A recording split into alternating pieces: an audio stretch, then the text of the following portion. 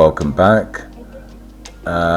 These are some of the highlights from question time on the 13th of the 1st, 2023. I've kept in what I thought was relevant and took out what I thought wasn't, because there was a lot of nonsense spoken and it would have made the video way too long. Anyway, it starts off strong with a very good question. With a record 50,000 patients a week experiencing over 12-hour A&E waits, when will the Prime Minister finally admit the NHS is in crisis? Senator, you're asking... This question was in reference to the Prime Minister Rishi Sunak, where he refused to say whether the NHS was in a state of crisis. The Prime Minister conspicuously is not using the word crisis. Yeah. Is he wrong to do so? Well, Fiona Bruce pans the question out just in case this bellend does not understand what's being said. The Prime Minister is absolutely clear, and he's said this, that the NHS is under extreme pressure, and he's not balked about that at all. Okay, so you're not going to use the word crisis either. Okay, right. But why the word crisis is many people have asked him to try and get him to say it. He's not saying. Is that because he doesn't think it is? No, look, I think he recognises this is immensely serious, and certainly when he did his speech recently at the beginning of the year, he named getting down the waiting list as one of his absolute priorities. And of course, last weekend, as you know, he was there meeting with the NHS. The pressures are absolutely extraordinary. I think we know that. But what he's been absolutely clear about as one of his targets, he wants to get the waiting list down. They were at 2 years, not least because of the backlog from COVID, get them under 2 years to 18 months maximum by this spring, and then by next spring down to 12 months. And what So, same old Tory nonsense. Their inability to answer us is onto a good start. Their inability to answer a straight question with a straight reply to that question, and not a question they imagined the question was, is just amazing. Just amazing. How the hell can we sort this problem out in an honest and effective way if we can't even admit that there is a crisis, and it's the biggest crisis in the NHS's history? And until we have a government that actually accepts that, we're not going to make progress. Look, there are certain things that this government should be doing absolutely now. The first thing is to sort out the nurses' pay claim, the other pay claims, and it's up to the government to do it, and it can do it, and it should do it. You're a junior doctor. I'm a trustee of a little charity called Doctors in Distress. And we know, as you know, the reality, lots of you know, the reality of what's happening in our NHS. We have people on the front line who go into medicine because they care passionately to help people get better, or if they can't make them better, to ease their pain and discomfort.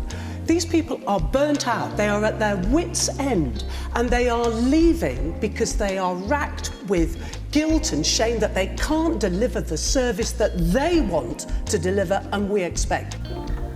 I take that back. I'm guessing you have to completely leave the Tory party to be able to answer a direct question with logic. But I'm also guessing that when Anne Soubry was an active MP, she talked just as much drivel as this guy. I think the best chance you've got of seeing a doctor nowadays on the NHS is to go on Question Time. Because let's hear from Tom Stanley, the historian. It's only beginning to feel that way. Very good opening joke. I think the government is reluctant to use the crisis word for two reasons. One, because it doesn't want to panic people, so that people will stop trying to stop using the service if they think that it's completely broken down. So I think there's a... Yeah, I'm not sure I agree with that, but go on. National thinking behind it. The other reason is they want the idea to percolate that there are things beyond the government's control that are responsible for this, notably COVID and lockdown and flu. The problem with that argument is that the service was in a poor shape before COVID and the lockdown. And it was in a poor shape in particular because of a failure to reform certain things, like the way that GPs work, because of a failure to invest in social care, which is why you've got horrible term bed blocking on the NHS, and also because of a failure to invest Now, it is true, the government will immediately say, but we have recruited more staff, we have spent more money in real terms. That's true. But the thing about health spending is it has to increase year on year well above inflation for it to keep pace with growing need, particularly with an elderly population and changing technology. So the problem is that the government can say, here's the figure we put in. It's not enough year by year to meet the demands of a rising population. The look on Alex Chalk's face made me laugh. The look said, like, mate, you're meant to be on our side. What the hell? So the solution is either a significant increase in tax, and taxes have already gone up, or some other kind of root and branch reform, which I'm wondering if people are starting to think might be possible. There it is. Very interested that Wes Streeting, the Labour Shadow Health Secretary, has said that they'll use more private beds. Well, what about using more private medicine? I mean, when it comes to, for example, in Australia, higher rate taxpayers are effectively obliged to buy private insurance, and there's been a large increase in people doing that. Now, from all my years of going on Question Time, I know that the two most unpopular things to support are incest and private medicine. But nonetheless, I think we're reaching a point where people can see that this current structure does not meet the needs of an aging and growing population. And perhaps we need a royal commission. We need some kind of broad, honest discussion about what we can afford, what's not working, and we've got to fix it in the long term. Short term, cash injection; long term, structural reform. Ash, I'll come to you in a minute. Reform and privatisation. This was definitely incoming. Now, there's no real argument that reform isn't needed. Many things have changed, and the NHS need to be able to get in front of these changes to improve and consistently offer better services. And that, when done correctly, privatisation works. But the main problem there is that the NHS has been deliberately and consistently underfunded over the last 12-13 years, just so they can make it appear that the only options are reform and privatisation.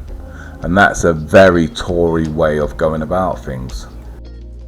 Yeah, almost every week on Question Time, the government representative says, we've been hiring all of these people, we're increasing this number, we're increasing that number. But that is completely irrelevant if the people there are leaving. If you're only filling the people that are leaving, it's not improving the situation. Couldn't have said it better myself. I mean, the question is, when will the Prime Minister admit the NHS is in crisis? Well, look, the reason why you don't want to admit that it's a crisis is because it makes your government look bad, and it's that simple. Ash Sarkar, this is how a question should be answered.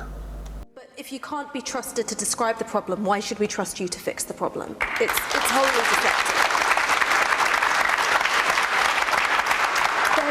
There's a lot that's been said tonight that I obviously agree with. You need more staff in the NHS, you need to grow capacity, you need that capacity to keep up with the fact that we've got a growing and an ageing population. But there's one thing which I think we really need to talk about, and that is how you keep staff, the staff that you've got.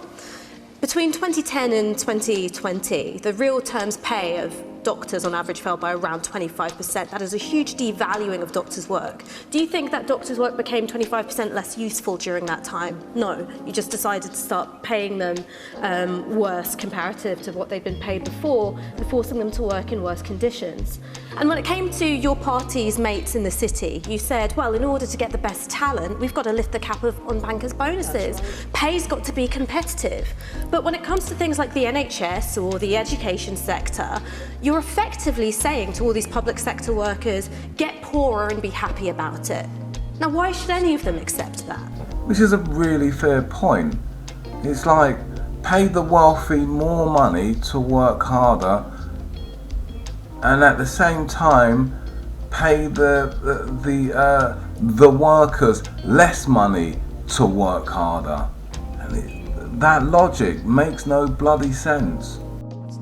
That's not right. Unless you're giving them a pay rise which keeps up with inflation, they are getting poorer. So look, the position is, the way it's worked, and by the way, not just under the Conservative government, but under previous governments, is that these decisions, you try to take the politics out of it, because there is a lot of politics in this, of course, so that the pay review bodies have a look at it. And just to put that in some kind of context, in a previous dispute in the 1980s, it was actually the nursing union at that stage which called for this to be done by the pay review body. And I mean, if you're going back to the 1980s, it's such a weird argument. We're talking about what's going on in 2023. The fact is that you've got nurses using food banks, doctors moving to Australia where the pay is better, and that's because your pay isn't competitive. But can I just explain how it works?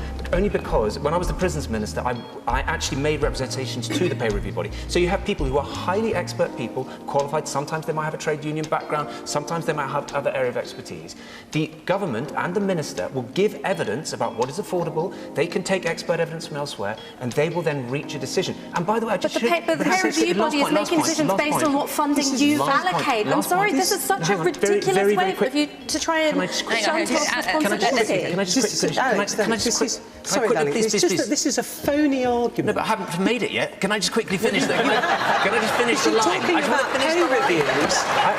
All right, go on. Let him get a word in fairness, and then you can come back. Okay, so what happens is the government does submit evidence about what is affordable. Now, in this case, the pay review body came back and said, we're very interested, fascinating to hear your argument, but actually, we are going to make a settlement which is more than the government said was affordable. So now the government could turn around and say, well, look, we still can't afford it. But the government in this case said, okay, we will accept it. Every last penny that the independent pay review body asked for. And the point is this, who is suggesting, is anyone here suggesting we should get rid of the independent pay review body? No, you're missing the point. No, but if you accept it... 14 health unions have said they're not going to cooperate with independent pay review. So yes, they are. This is a phony but the question argument. is, are the politicians why it's a phony argument? Sorry, I've said my bit. Because you can say you've got the pay review boards that say it's going to be 5%, 10%. The reality is, and if you're a proper Tory who believes in the market is telling you we have vacancies we cannot fill. So you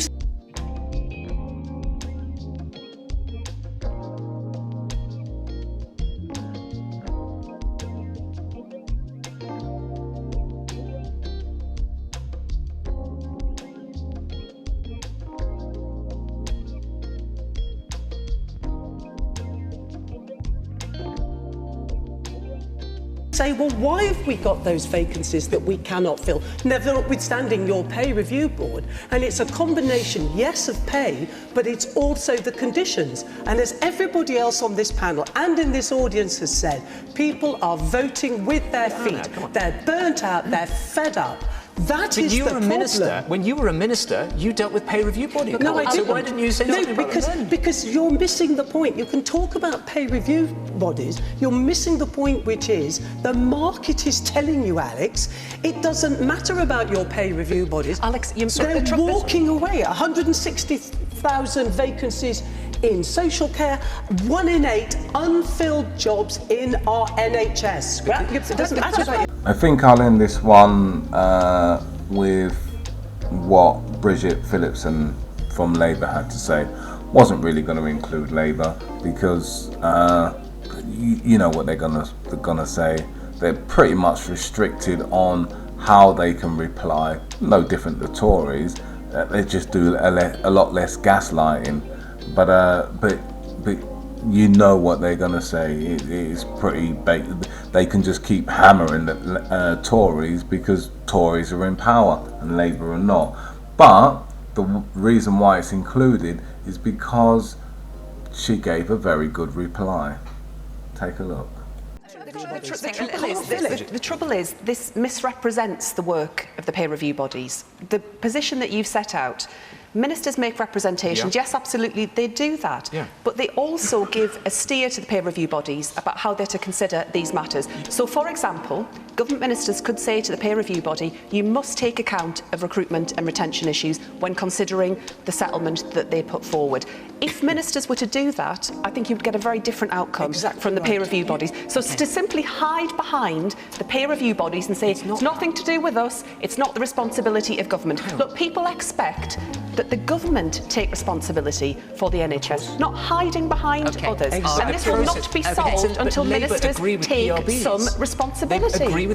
And with that, Fiona Bruce had enough, and then they moved on to the next question, which I'll probably do video on. I'll watch the rest, and if anything's interesting, I will do some highlights from that Okay, take care, and see you on the next video. Cheers, bye.